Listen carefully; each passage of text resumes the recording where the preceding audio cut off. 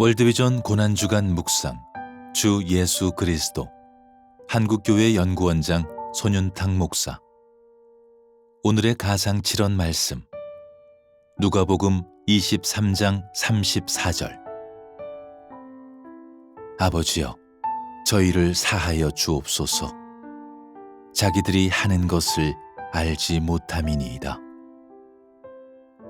오늘의 묵상 말씀 마가복음 2장 13절로 17절. 예수께서 다시 바닷가에 나가심에 큰 무리가 나왔거늘 예수께서 그들을 가르치시니라. 또 지나가시다가 알페오의 아들 레위가 세관에 앉아 있는 것을 보시고 그에게 이르시되 나를 따르라 하시니 일어나 따르니라. 그의 집에 앉아 잡수실 때에 많은 세리와 죄인들이 예수와 그의 제자들과 함께 앉았으니 이는 그러한 사람들이 많이 있어서 예수를 따름이러라.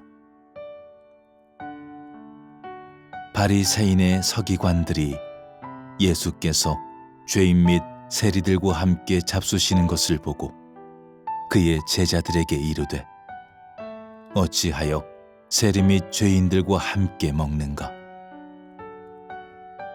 예수께서 들으시고 그들에게 이르시되 건강한 자에게는 의사가 쓸데없고 병든 자에게라야 쓸데있느니라. 나는 의인을 부르러 온 것이 아니요 죄인을 부르러 왔노라 하시니라.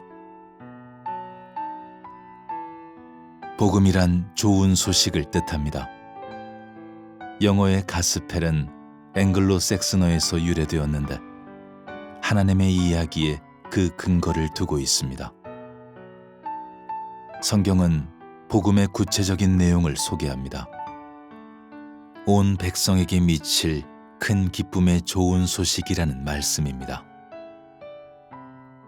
바리새인은 물론 사두개인도 그리고 세상에 사는 모든 사람은 다 하나님 앞에서는 심판을 면할 수 없는 죄인들입니다. 성경은 모든 사람이 죄를 범하였음을 분명히 말씀하십니다. 그런데 예수님은 용서받을 수 없는 죄인들에게 오셨습니다. 예수님은 의인을 부르러 온 것이 아니요 죄인을 부르러 오셨습니다. 그리고 그들을 위하여 십자가를 지셨습니다. 이것이 복음이요 온 백성에 미칠 큰 기쁨의 좋은 소식입니다. 고통스러운 십자가 위에서 드린 첫 번째 기도는 아버지, 저들을 사하여 주옵소서였습니다.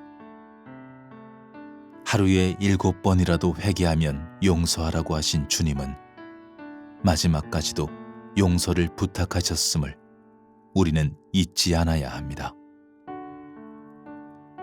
기독교 복음의 핵심은 십자가의 사랑을 통한 용서입니다. 분명히 죄는 내가 지었는데 징벌은 주님이 받으셨습니다. 그 결과 우리는 하나님의 자녀가 되고 천국의 시민이 되었습니다. 우리의 신분을 변화시켜 주신 하나님께 영광의 찬송을 올립시다. 옛사람은 예수 그리스도와 함께 십자가에 못 박혔습니다. 이제 우리가 버려야 할 것은 무엇이며 우리가 서로 행해야 할 일은 무엇인지 확인합시다. 구체적인 삶의 실천을 위한 오늘의 다짐. 아버지께서 나를 보내신 것처럼 나도 너를 보낸다고 하시며 예수님은 선교의 영이신 성령을 받으라고 숨을 내쉬셨습니다. 부활하신 주님께서 나에게 주신 새로운 사명은 무엇일까요? 성령님이 임하심으로 비로소 이 땅에 교회가 탄생했습니다. 교회의 궁극적 목적은 선교입니다.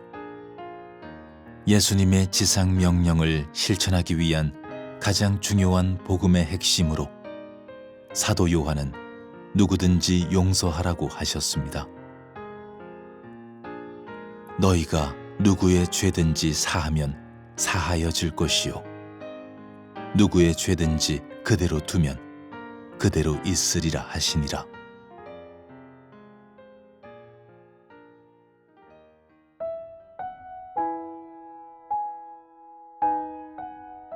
오늘의 선교적 삶 묵상, 선교적 삶의 자세, WEC 국제선교회 장창수 선교사. 십자가는 하나님의 심판과 사랑이 교차하는 곳입니다. 예수는 인간의 죄가 너무 커서 십자가에서 우리를 대신해 참혹하게 죽으셨습니다. 또 하나님의 사랑이 너무 커서 위대한 십자가에서 우리를 위해 죽으셨습니다. 그렇게 우리는 십자가를 통해 구원받았습니다. 죄의 지배는 심판과 함께 사라졌고 은혜의 지배는 사랑과 함께 시작되었습니다. 그리고 십자가는 하나님의 백성으로 거듭난 자들의 자랑이 되었습니다. 바울은 그리스도의 사랑이 우리를 강권한다고 했습니다. 강제가 아니라 강권한다는 것은 그리스도의 위대한 사랑을 마주한 이들은 그 사랑으로 인해 살고 그 사랑을 전하며 살아가게 되는 것을 의미합니다. 진정한 사랑은 서로 사랑하는 사이의 구분이 점차 사라지게 합니다. 그래서 사랑하는 이의 아픔이 나의 아픔이 되고 사랑하는 이의 기쁨이 나의 기쁨이 되는 것입니다. 내주어도 아깝지 않고 돌려받지 못해도 아쉽지 않습니다. 하나님은 우리를 그렇게 사랑하셨습니다. 자신의 형상을 따라 창조한 인간이 죄의 지배 아래 고통받고 지으신 창조 세계가 타락한 인간의 탐욕 아래 신음하는 것을 외면할 수 없어서 우리와 같은 인간의 모습으로 찾아오셨습니다. 사랑하셔서 이 세상에 오셨습니다. 예수를 사랑한다는 것은 예수의 아픔, 예수의 기쁨이 마땅히 내 것이 되는 것입니다. 그리고 나아가 예수의 바람이 나의 바람이 되는 것이고 이내 예수의 꿈이 나의 꿈이 되는 것입니다. 선교는 죄의 지배 아래 죽어가는 인간을 구원하고 인간의 탐욕 아래 신음하는 창조 세계를 회복하기 위한 멈춤 없는 하나님의 역사입니다. 예수 그리스도의 십자가와 부활에 담긴 심판과 사랑을 통해 구원받고 그 사랑으로 살아가는 이들이 밟는 세상 곳곳마다 하나님의 통치가 회복되는 것입니다. 하나님의 선교와 하나님 백성의 선교 저자이자 구약학자, 선교 리더인 크리스토퍼 라이트는 선교를 이해할 때 하나님 구속의 서사인 선교와 하나님의 선교를 이루어가는 하나님 백성, 즉 개인과 교회 공동체 활동인 선교를 구분해야 한다고 했습니다. 이는 예수를 이루는 음악, 미술, 무용, 건축 등과 과학을 이루는 수학, 물리학, 화학 등 구체적이고 다양한 분야가 있듯이 역사적이고 총체적인 하나님의 선교도 지역별, 영역별, 시대별로 다양한 분야와 활동으로 이루어진다는 의미입니다. 예수를 따르는 개인과 공동체 가운데 하나님의 선교에 대해서는 누구도 예외가 없습니다. 우리가 선택할 수 있는 것이 아닙니다. 하지만 하나님의 선교를 위한 헌신과 활동은 부르심과 필요에 따라 다양하게 나타날 수 있습니다. 부르심을 따라 미전도 종족에게 복음을 전하고 교회를 개척하는 이들도 있고 필요에 따라 절망이 일상이 된 인생들에게 선한 이웃이 되는 이들도 있습니다. 찾아가 낯선 문화를 만나 살아가는 이들도 있고 다가온 낯선 문화를 만나 환대하는 이들도 있습니다. 선교적 삶은 하나님과의 관계를 기억하며 세상의 고통을 공감하며 창조 세계의 외침을 경청하며 복음에 담긴 예수가 보여주신 숭고한 삶의 방식으로 우리의 소중한 일상을 채워가는 것입니다. 삶의 목적은 하나님의 선교이고 삶의 방식은 하나님 백성의 선교가 되는 것입니다. 선교적 삶은 예수를 사랑하는 이들의 삶입니다. 주가 내 안에 사시며 예수의 꿈이 나의 꿈이 된 것입니다. 선교적 삶은 보냄받은 이들의 삶입니다. 하나님이 약속한 대로 예수를 이 땅에 보내신 것처럼 예수는 성령을 통해 교회를 세상 가운데 보내셨습니다. 선교적 삶은 믿고 순종하는 이들의 삶입니다. 십자가를 지고 죽음에서 부활하기까지 온전히 순종하신 예수의 길을 따르며 하늘의 뜻을 이루어가는 것입니다. 선교적 삶은 복음을 확신하는 이들의 삶입니다. 복음이 모든 믿는 자에게 구원을 주시는 하나님의 능력임을 신뢰하는 것입니다. 그래서 내 삶에 선교가 종종 담기는 것이 아니라 하나님의 선교에 내 삶이 온전히 담기는 것입니다. 함께 생각하며 묵상하며 1. 진정한 사랑은 서로 사랑하는 사이의 구분이 점차 사라지는 것이라고 했습니다. 예수를 사랑할 때 예수의 꿈이 나의 꿈이 된다는 것이 어떤 의미로 다가옵니까? 2.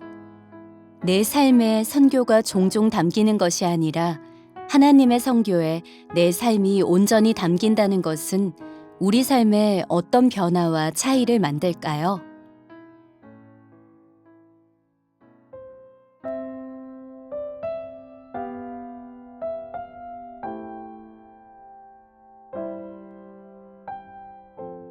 오늘의 기도. 하나님, 예수 그리스도의 십자가로 우리는 죄의 지배를 떠나 은혜의 지배 아래 살아가게 되었습니다. 예수를 통해 우리에게 전해진 하나님의 위대한 사랑은 모든 경계를 허물고 우리를 다시 하나님의 백성이 되게 하셨습니다. 예수를 진정 사랑하고 세상에 보냄받은 사명을 기억하고 믿음과 순종으로 예수의 길을 따르며 복음을 향한 확신 가운데 하나님의 뜻을 이 땅에 이루는 선교적 삶을 살아가는 우리가 되게 하소서. 하나님의 선교에 우리의 삶이 온전히 담기게 하소서. 예수님의 이름으로 기도합니다. 아멘.